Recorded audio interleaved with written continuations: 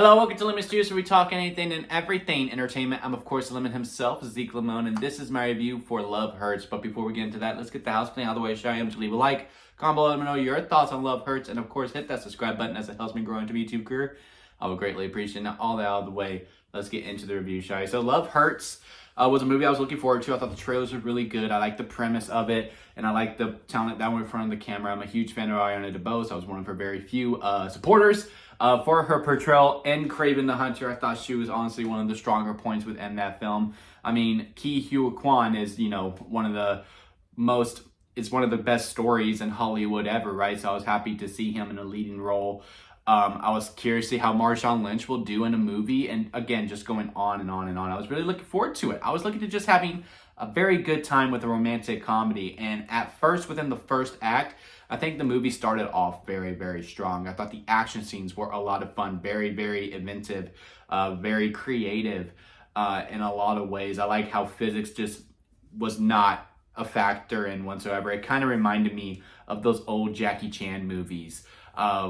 And it's, again, well, physics was just out the door, and it was just a lot of fun, just a lot of, and like just a lot of maneuvering throughout and using the stuff around the environment within it and just really making it feel lived in. And also, I mean, the punches felt brutal quite a bit within the beginning, and I liked Ke Huy Quan's character. I liked how the beginning of it, how you see this high of highs and how everything starts to crash down when he realizes he has to go back into the game. And then we get to the second act and the third act.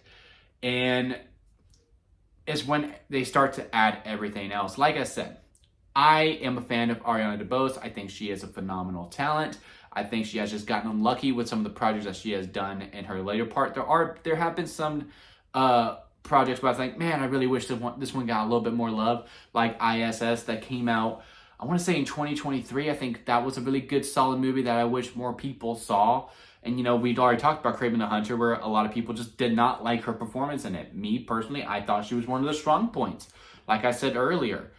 And this one, this is where I do kind of side with the majority of the crowd, where I wasn't the hugest fan of her performance in this movie. And again, this is not fully on her, right? Because an actor can make a choice.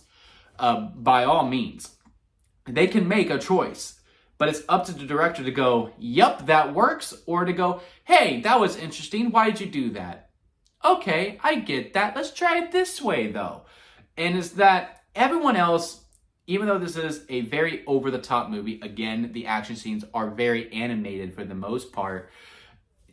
The performances, minus her, really, are all very sincere and at realistic levels. Like, everyone else feels very genuine, feels very real for the most part. It's just when we get to the actions, when it goes over the top. She is consistently over the top. And if everyone was on that level, then maybe, I'm just like, well, this is just the movie that we are in.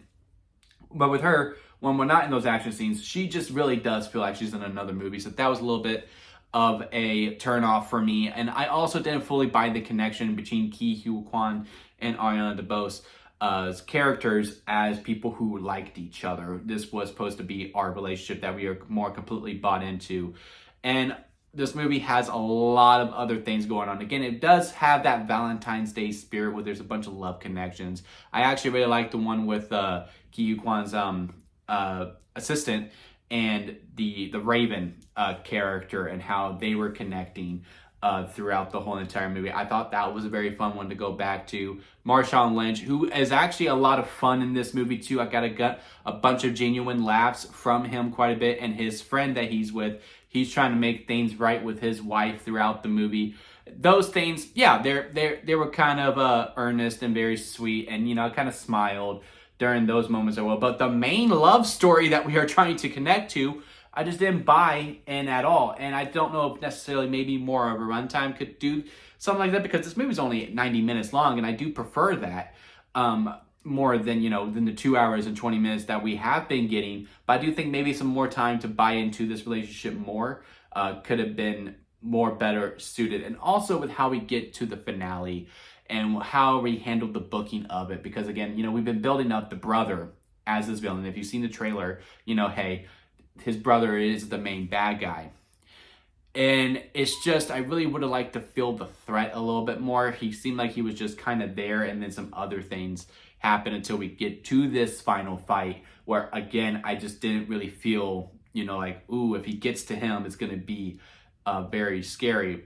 It wasn't. It was just like, okay, well, he got to him, so now he's going to, do what he does, and then we get to a standard action romantic comedy type ending, which we do.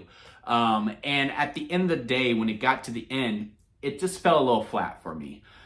Is it still fun? Yeah, like I said, I laughed quite a bit throughout the movie. Again, the action scenes are a lot of fun, even though there's really only 3 throughout, and 2 of them are in the first 15 minutes, which to me is the strongest point of the movie. And then there's the big action scene at the end. Maybe there's a total of 4 fights overall if we are to really talk about it. But again, 2 of them are at the very beginning and 2 of them are at the very, very end. And the whole second act, there's really no action whatsoever. They just load it up in the beginning and load it up in the end.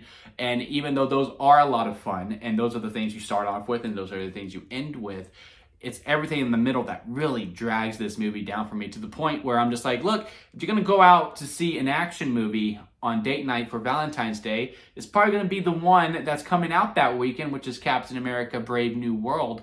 And I will probably say wait until this one's on streaming. I think if this was maybe on Amazon Prime, this could have been a good at-home date night movie. Hey, let's cook something up, or hey, honey, I'll cook the dinner, you pick the movie, and then we'll just have a nice day inside. I think this would have been a good choice to pick, like on an Amazon Prime.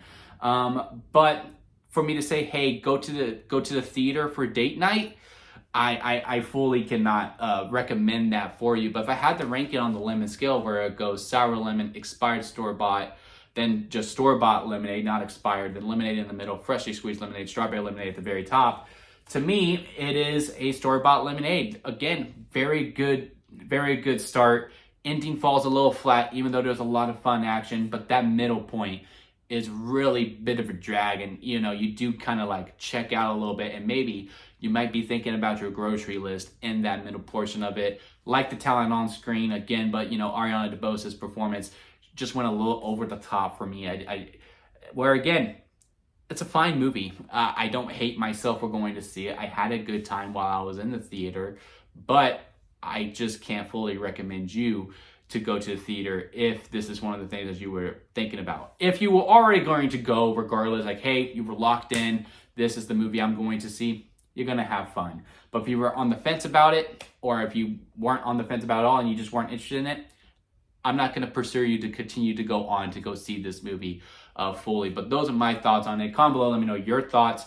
Leave a like if you made it this far within the review. I do greatly appreciate it. And hit that subscribe button, as I am trying to grow into my YouTube career. And until next time, guys, I'll see you here at Lemon Studios.